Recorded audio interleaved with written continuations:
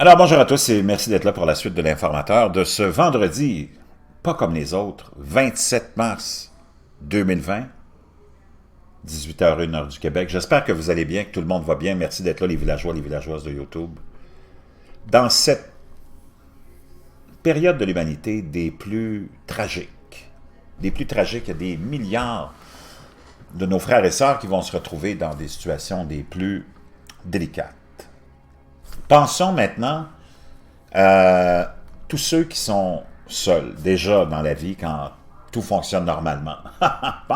Pensons à ceux-là qui, quand tout fonctionne normalement, sont déjà oubliés et sont dans une solitude puis une misère financière et économique et matérielle extrême.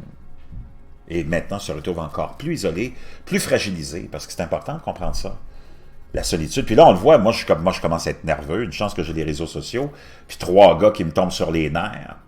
Puis que j'ai de la présence quand même. Parce que moi, je suis un gars qui aime le contact humain. C'est pour ça que j'aime ce métier de serveur qui me fait rencontrer des centaines. Et des fois, par semaine, c'est tellement occupé des milliers de gens. Et je vois des milliers de gens par semaine, même si je ne leur parle pas. Mais c'est le contact humain que j'aime. Et là, on est dans une situation où on est tous isolés. Le pire va venir parce que ça fait que commencer et les autorités nous disent que ça va être long, sauf Donald Trump qui est dans son coin tout seul, qui lui pense que c'est déjà réglé. Mais on se retrouve vraiment isolés, nous.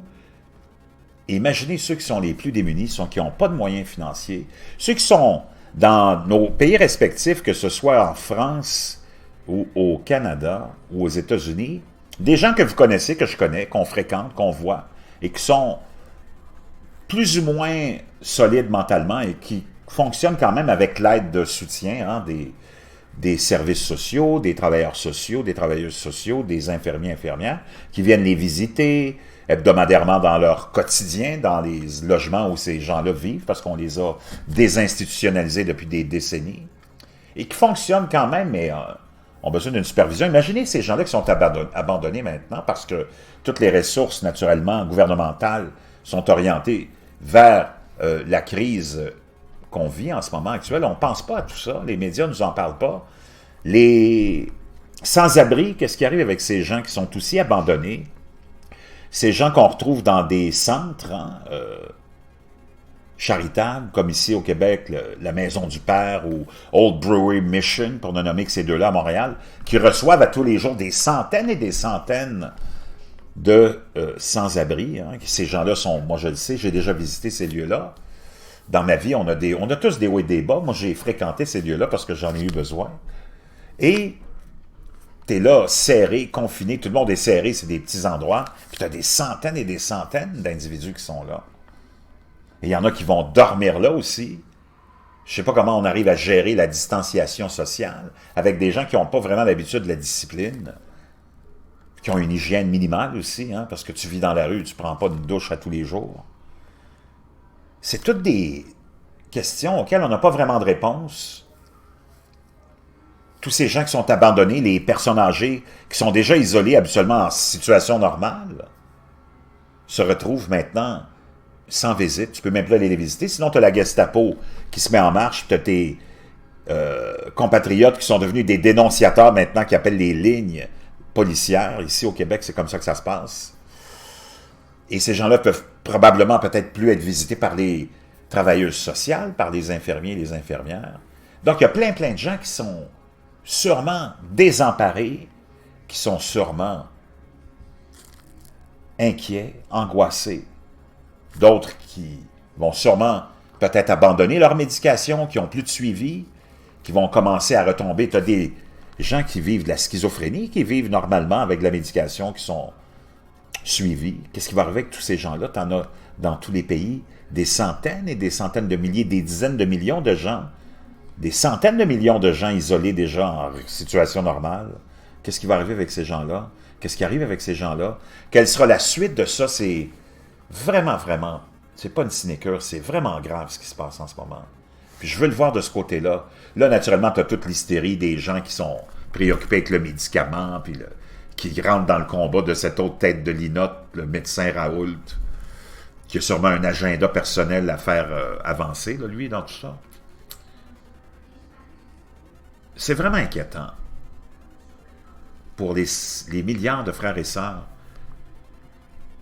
qui sont là, vous et moi, dans l'inconnu.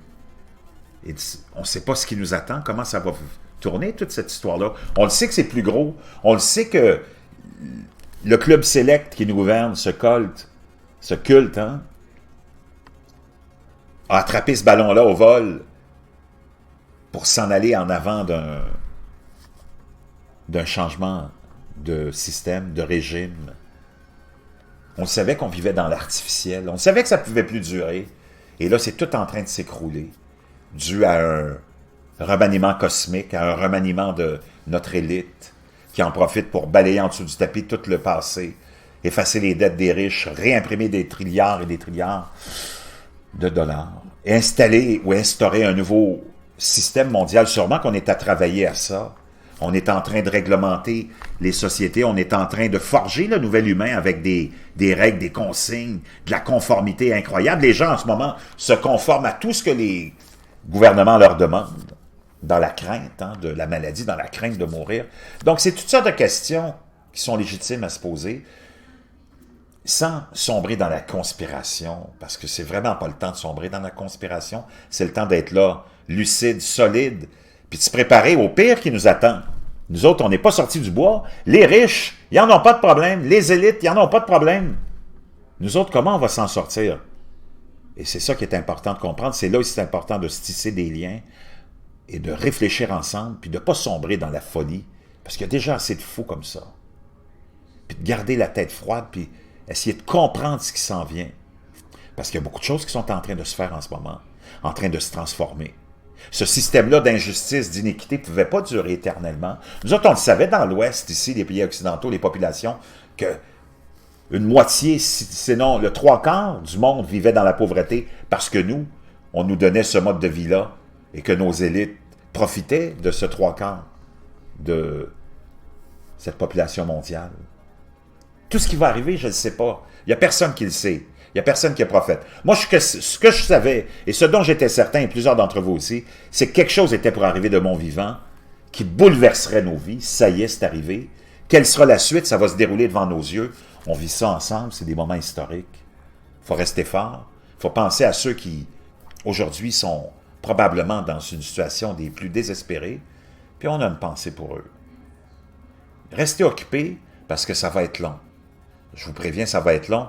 Vous allez avoir toutes sortes de phases. Moi, je le sais comment ça se passe quand tu es isolé. J'ai fait du temps, j'ai passé par des hospices de fous, j'ai tout vécu.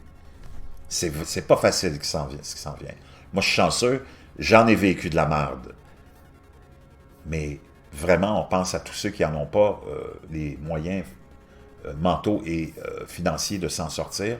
On pense vraiment à eux. Parce que c'est sûr que c'est les oubliés de tout le monde, encore une fois. Et que ce qui nous attend, c'est vraiment plus grand que ce que vous pensez. Namasté, restez occupés, méditez, venez me visiter quand vous vous ennuyez, prenez des marches, trouvez-vous des occupations, ça va être très long. À tout de suite.